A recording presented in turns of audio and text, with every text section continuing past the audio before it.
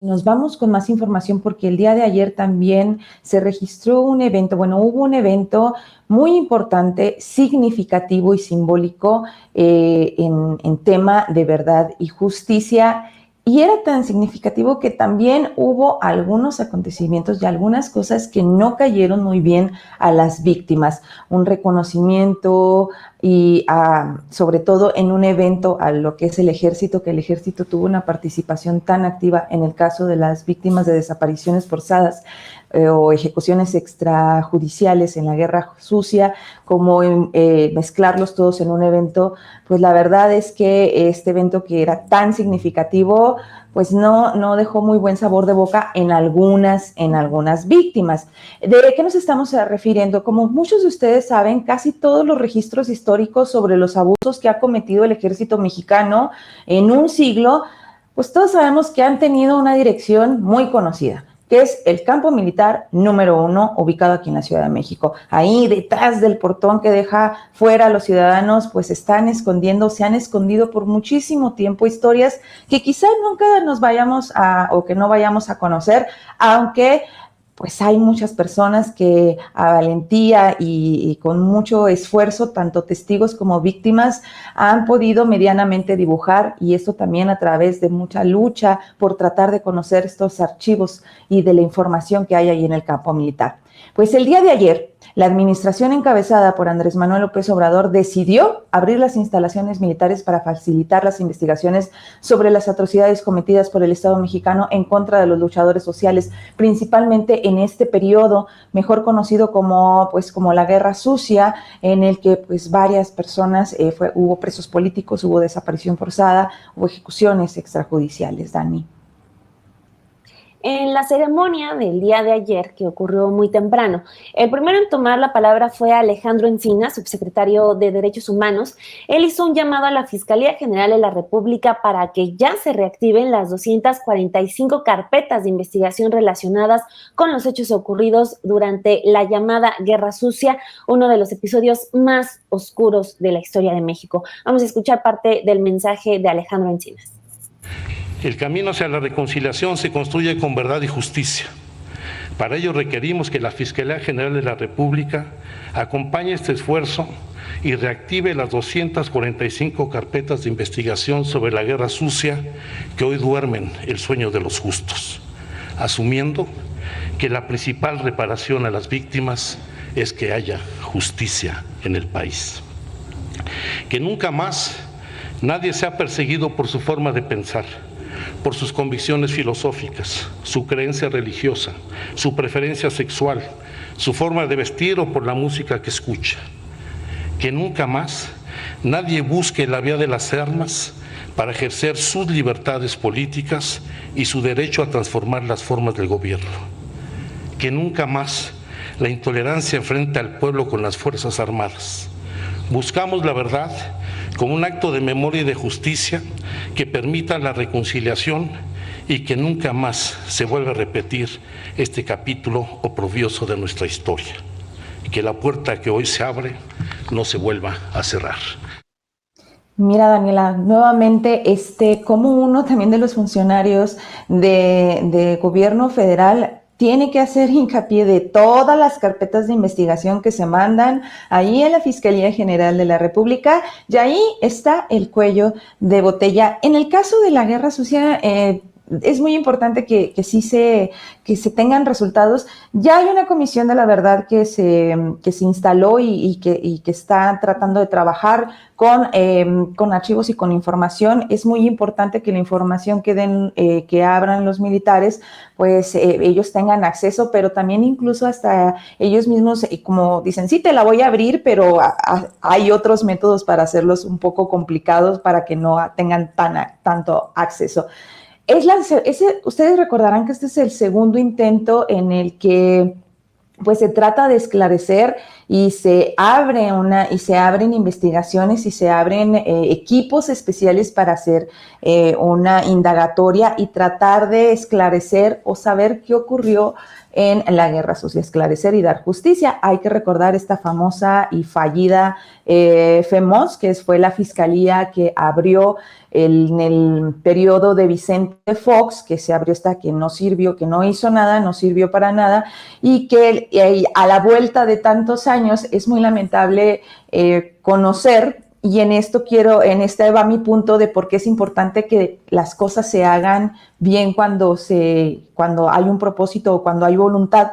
Porque si ustedes piensan, si esta FEMOS hubiera hecho bien su trabajo, hubiera empezado a tener peritos, personas investigadoras capaces, ya tendríamos, imagínate, ¿cuánta experiencia tendría México, Daniela, si eso se hubiera hecho bien en el periodo de Fox?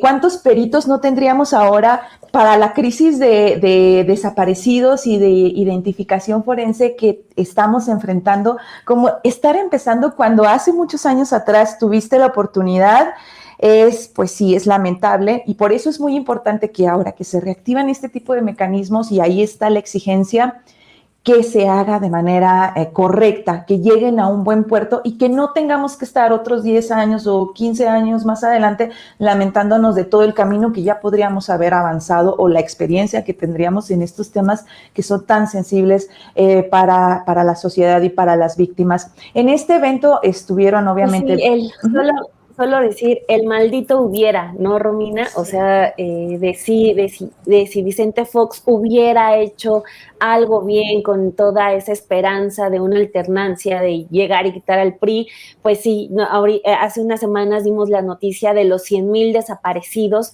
que se estima son casi 500,000 en realidad. O sea, otras cosas quizá hubieran pasado, no lo sabemos, pero pues sí, el maldito hubiera. Así es, él hubiera, pero también en este caso de una autoridad que prometió y no, pues no cumplió lo que prometió en su momento, y las instituciones que abrió, pues no, solamente pues hubo simulación. En este evento, regresándonos al evento que hubo ayer, ahí en el Ejército, hubo víctimas de la Guerra Sucia. Estuvo incluso Micaela Cabañas Ayala, que ella es víctima directa de la Guerra Sucia, y ella inició su discurso recordando a su padre Lucio, que hoy tendría 84 años de edad. Ella contó cómo inició el movimiento de guerrilla y luego la fundación del Partido de los Pobres. Ella recordó también que el 2 de diciembre de 1974, en un enfrentamiento con militares, él decidió quitarse la vida antes de darle gusto a los militares. Así de fuertes estuvieron estas palabras y estos testimonios que se escucharon el día de ayer. Ella es la única hija de Lucio y de la señora María Isabel Ayala. Contó que en noviembre de 1974 su abuela y sus tíos, sus primos y ella, siendo aún niños, fueron aprehendidos y fueron llevados ahí a ese lugar en el que ahora estaba hablando, al Campo Militar 1. Ella tenía 2 meses de edad y ya estaba en un centro clandestino de reclusión, en el centro más grande de reclusión clandestina en esa época aquí en el país. Fueron muy fuertes las palabras de Micaela. Contó que su madre fue violada y ultrajada, pero que aún así la defendía a ella, que tenía escasos meses, porque contó que llegaban los militares, pues era una especie de tortura. Llegaban los militares y agarraban a esa bebé que ahorita estábamos viendo en pantalla, la agarraban de un pie y le ponían la pistola en la cabeza para que su madre, María Isabel Ayala, les dijera dónde estaba Lucio. Isabel Ayala también, pues hay que decirlo, su madre, la madre de Micaela, en ese entonces tenía 14 años de edad. Imagínense ustedes esta escena desgarradora. Ya en el campo militar, Micaela contó que fue el gobernador de ese entonces, el gobernador de Guerrero, Rubén Figueroa, uno de los hombres más horribles en la historia de México también, que él violó y embarazó a su madre, a María Isabel Ayala, de la que les digo tenía 14 años de edad. Vamos a escuchar parte de este relato. Pero ¿a dónde estaba si ellos ya los habían matado? ¿A dónde estaba Lucio? Ella no podía decir nada. Debo decir también que mi madre era una adolescente que tenía 14 años.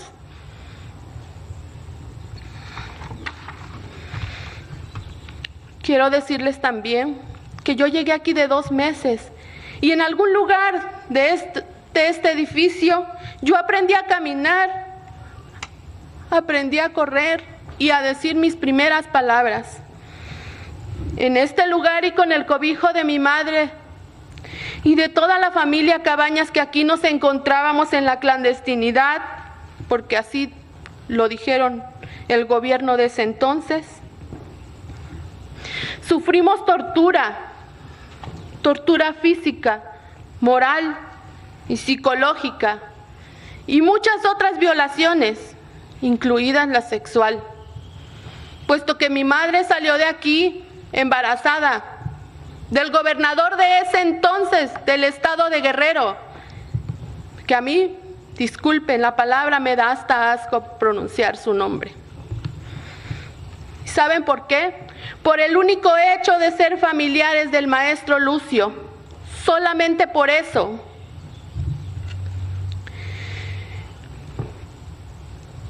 El maestro Lucio simple y sencillamente fue un luchador social y un defensor de los derechos humanos de aquel entonces.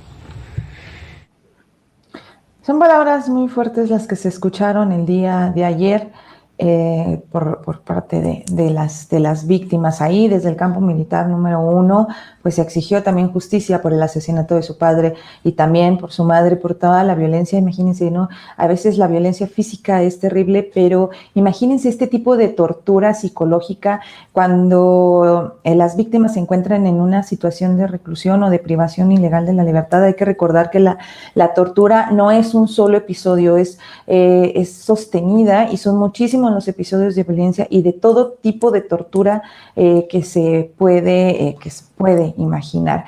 Desde ahí, Micaela también pidió a los sobrevivientes tener fe de que el acceso a la justicia puede llegar. Vamos a seguir escuchando parte de las palabras de ella. Tengo fiel confianza en esta nueva comisión. Tengo confianza porque sé quiénes la están dirigiendo. Y tengo confianza principalmente en quien dirige el país.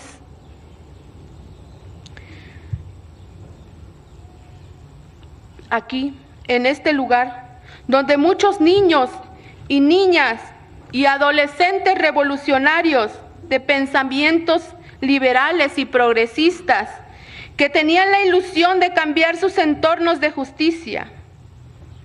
Aquí es donde vieron apagadas sus aspiraciones de un nuevo México y de un pueblo donde hubiera oportunidades de progreso para la población más pobre y desprotegida.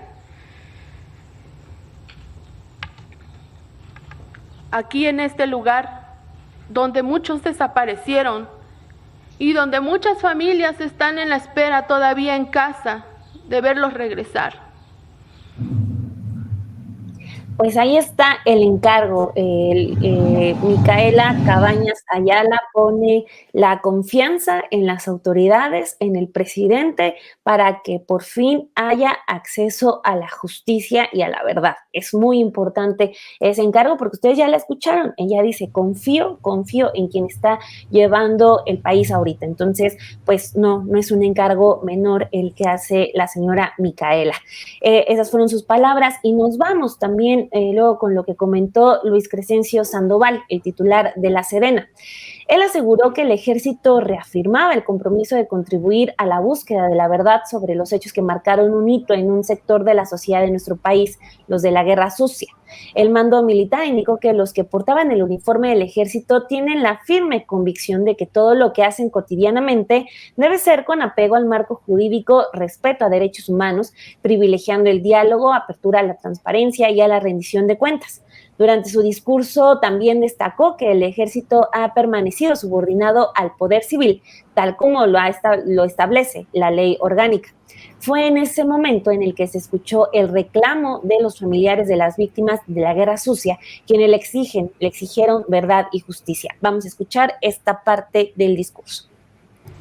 Para realizar estas tareas fundamentales en beneficio de la seguridad y desarrollo nacionales, las Fuerzas Armadas han permanecido subordinadas al poder civil, tal como lo establece nuestra ley orgánica en su artículo 11, que señala que el mando supremo del Ejército y Fuerza Aérea Mexicanos corresponde al presidente de la República y se le denominará Comandante Supremo de las Fuerzas Armadas.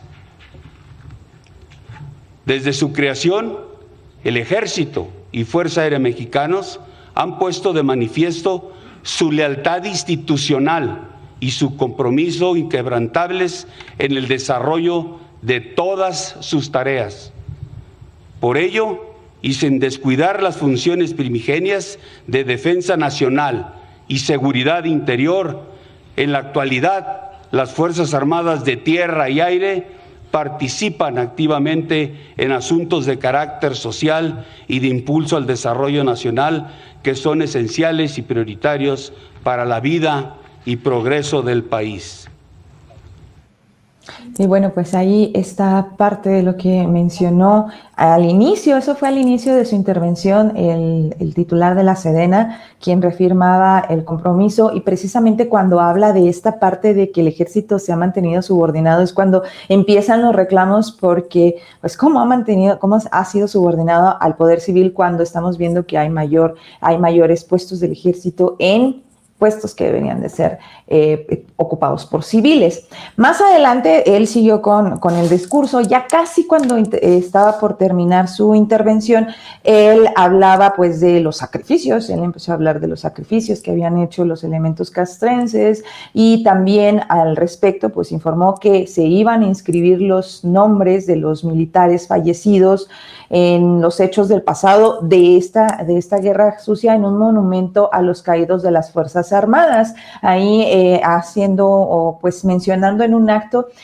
como el reconocimiento a parte de algunos de los militares que cayeron en estos acontecimientos violentos. Obviamente pues hubo un reclamo, esto generó provocación esto fue provocador para las familias de las personas desaparecidas, quienes volvieron a retomar los gritos de fuera el ejército, y este grito que ahora lo conocemos muchísimo más a raíz de los 43 estudiantes de Ayotzinapa, pero es un grito que viene desde la guerra sucia, precisamente desde el Comité Eureka de vivos se los llevaron y vivos los queremos, porque finalmente, y en eso, antes de irnos a ver este momento, Dani, pues no sé si estás de acuerdo, hay muchos eventos que tiene México a lo largo del año, el Día de la Bandera, el Día del Ejército, para hacer reconocimiento a los militares.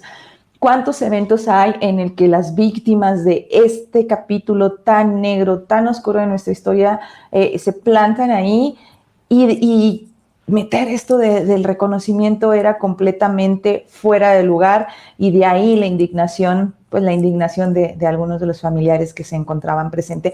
Vamos a ver a continuación, si te parece, parte de lo que ocurrió sobre esto el día de ayer. Con esta misma convicción me dirijo a todas y a todos los que portan el uniforme de la patria, para manifestarles que en este significativo evento también se encuentran presentes algunos de los militares y familiares que fueron afectados por los hechos ocurridos en aquel entonces, a quienes por instrucciones del presidente de la República y comandante supremo de las Fuerzas Armadas se analizará su inclusión en las gestiones para el mecanismo integral de reconciliación social del Estado mexicano como parte del patrimonio colectivo del pueblo de México. De igual manera, con orgullo les expreso que el propio mandatario autorizó inscribir los nombres de militares fallecidos con motivo de los hechos del pasado en el monumento a los caídos de las Fuerzas Armadas, que se ubica en la Plaza del Servicio de la Patria, como un tributo y un sentido homenaje a los soldados que cumplieron con su deber, aún a costa de su vida. Muchas gracias.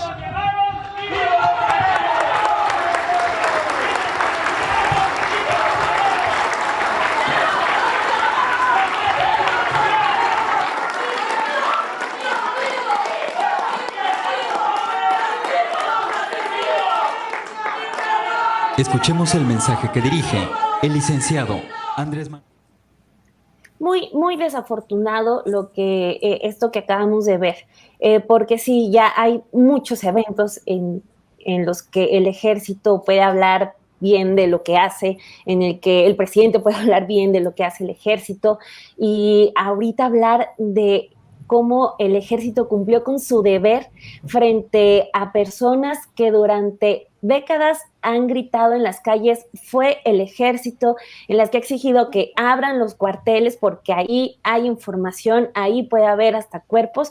No puedes decir que vas a poner en letras doradas el nombre de los perpetradores de toda esta tragedia, porque pues aunque no guste, el ejército ha sido el brazo armado de todo, que ha orquestado todo esto, de los que han orquestado todo esto. Entonces, pues claro que iba a desatar la indignación. Teníamos ahí en la escena donde ya va caminando el general Luis Crescencio Sandoval, como la misma Micaela Cabañas alza el brazo porque no puede estar diciendo, sí, que pongan en letras doradas el nombre de los militares, cuando yo acabo de contar cómo ellos me agarraban de un pie cuando era una bebé y me ponían una pistola en la cabeza para que mi mamá les dijera dónde estaba mi papá. Es un sinsentido total lo que ocurrió ayer. También, por ejemplo, los integrantes de este colectivo que se llama Hijos, que está en diversas partes de todo el continente y que representa pues a los hijos de todos los huérfanos de las dictaduras, pues también reprocharon que en el mismo evento fue eso. A lo mejor es un tema simbólico, pero lo que reprochan, cómo en el mismo evento puedes anunciar un reconocimiento a los militares caídos, cuando estamos hablando del acceso a la justicia por los delitos cometidos, muchos de ellos por el ejército. Entonces es un completo sinsentido, y ahí están ustedes escuchando las protestas de las víctimas el día de ayer. Sí, no hay explicación, la verdad, no hay explicación para lo que vimos el día de ayer, tampoco había necesidad, y esto pues da muestra de dónde queda el discurso que para nosotros lo escuchamos, es fuerte, fue potente, y es triste lo que escuchamos de las palabras de Micaela, y que de repente vengan y avienten en la cara de este discurso, pero vamos a poner letras doradas.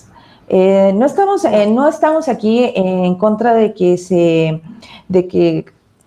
reconozca aquellos elementos que por alguna razón hayan caído en el cumplimiento de su deber, y dirán, bueno, pero es simbólico, pero también hay este tipo de simbolismos importa muchísimo, por eso también se hizo en ese lugar, y por eso se hacen este tipo de eventos. No pueden venir a decir, pues es que nada más es un acto de protocolo. No, hay formas que también impactan mucho en el fondo, y incluso hay una frase que dice eso, sobre la forma está en el fondo está en la forma. Bueno, ya me cantinflé, pero bueno, es precisamente sobre esto. Es muy lamentable, queda como, habrá quienes incluso lo puedan ver como una burla, Dani, porque después de escuchar el discurso de Micaela, escuchar al insistir tanto en la honorabilidad del ejército, de lo que han hecho, más allá de lo que esperábamos nosotros de un reconocimiento de que fue un brazo armado, de un reconocimiento de que se actuó mal, incluso hasta un reconocimiento, y sería bastante válido como titular de la Sedena hacer este reconocimiento de se actuó mal, pero se actuó con las órdenes. El ejército, hay que recordar que debe de actuar, que está subordinado a las órdenes del civil, del presidente, y en ese momento era del presidente. Entonces tampoco no les afectaban tanto el reconocimiento, y saber y recordar que ellos, el ejército es una institución que está a cargo y que las órdenes vienen del presidente en turno. Era completamente innecesario este discurso del día de ayer, y solamente yo creo que tiró por la borda un evento que pudo haber sido muchísimo más significativo y de mayor trascendencia. Exacto, pues sí, eso fue la protesta que se dio durante las palabras de Luis Crescencio Sandoval. Luego vino el turno del presidente López Obrador para que tomara la palabra en este evento. Él comentó que se trataba de un acto muy fuerte, lleno de significados y de dolor, pero que también era un acto de esperanza y para buscar entre todos cerrar parte de esta historia negra. También aseguró que se irá a fondo porque no quieren la simulación. López Obrador mencionó que este acto era necesario porque no se le puede dar vuelta a la hoja así nomás, sino que se tiene que conocer la verdad, toda la verdad, y que haya justicia para que no se repitan estos actos oprobiosos, no vuelva a haber represión ni autoritarismo en México. Vamos a escuchar parte de su mensaje.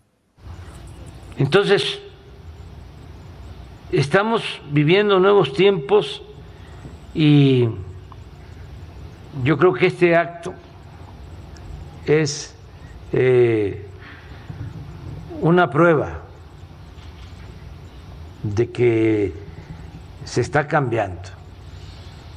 Desde luego es un primer paso, como aquí se dijo, y no queremos que esto quede en la superficie, no queremos la simulación, queremos ir al fondo con la participación de todas y de todos, que hagamos ese compromiso, porque es lo mejor, eso nos alivia a todos, es un acto de reconciliación nacional que necesitamos. No se le puede dar vuelta a la hoja así nada más. Tenemos que conocer la verdad y tenemos que conocer toda la verdad y que haya justicia para que no se repitan actos oprobiosos, para que no vuelva a haber represión, autoritarismo en nuestro país. Y bueno, pues ahí está lo que comenta el presidente. Dice que es necesario ir a fondo y que no se debe de caer en la simulación. Ojalá, Dani, estas palabras también retumbaran en la Fiscalía General de la República, porque finalmente es en la Fiscalía General de la República quien pues va a darle sentido a estas palabras, porque si la Fiscalía no sigue sin actuar, pues ¿qué va a parecer, no? Y miren, les voy a dar un ejemplo muy claro. No nos vayamos tan lejos, no nos vayamos en eventos tan lejanos que pareciera ser un poco más complicado el acceso a la justicia para estas víctimas. Es terrible decirlo, pero así es. No nos vayamos tan lejos, vámonos al 2014 con Ayotzinapa. ¿Qué está pasando con la investigación del caso Ayotzinapa? ¿Por qué está, de cierta forma, lo han dicho los padres de los 43, atorada en la Fiscalía General de la República? Precisamente porque ha habido resistencias en el ejército, si bien se ha atendido la instrucción del presidente de abrir algunos archivos, lo vimos y lo dijeron los expertos en el informe que recientemente, bueno, ni tan recientemente, dieron en el GIEI, de que agradecían que se abrieron algunos expedientes, pero ellos mismos reconocían, hay muchas resistencias en el ejército para que nosotros podamos acceder a información que nos lleve a esclarecer los hechos. Vidulfo Rosales, que es el abogado de los 43, lo ha dicho con todas sus letras, está estancada la investigación porque hay resistencias en el ejército, porque no nos dejan acceder a la verdad y porque en la fiscalía hay personas enquistadas que están cerca de Hertz Manero, que fueron parte de todos los que construyeron la verdad histórica y están obstruyendo las investigaciones. Entonces, el peso que tiene la Fiscalía General de la República para hacer valer estas palabras de que no quede solo en una simulación estas buenas intenciones de ir al fondo, están ahí, y creo que es ahí donde el presidente debería ser un poco más estricto con el fiscal y no solamente estarle dando espaldarazos como lo vimos el día de ayer diciendo que tiene buenas intenciones y que es una persona honesta. Sí, qué triste, oye, que todo termine con que tiene que llegar a la fiscalía y todos decimos, uy, la fiscalía pues está ahí como pues nomás sin hacer nada, entonces es también ahí como un poco frustrante, ¿no? El hecho de que pues debamos tener esperanza en que haya avance, en que se limpie también la fiscalía de todo lo que comentabas, que son temas que le hemos estado llevando sin embargo, desde hace ya bastante tiempo, porque este señalamiento de que hay gente dentro de la fiscalía que fue la que construyó la verdad histórica, pues eso desafortunadamente no es nuevo, ya se ha denunciado desde hace tiempo y no ha ocurrido tampoco nada en eso, no ocurre nada con el avance de los casos y no ocurre tampoco nada con la limpieza dentro de la institución, entonces pues sí estamos por completo varados en ese sentido.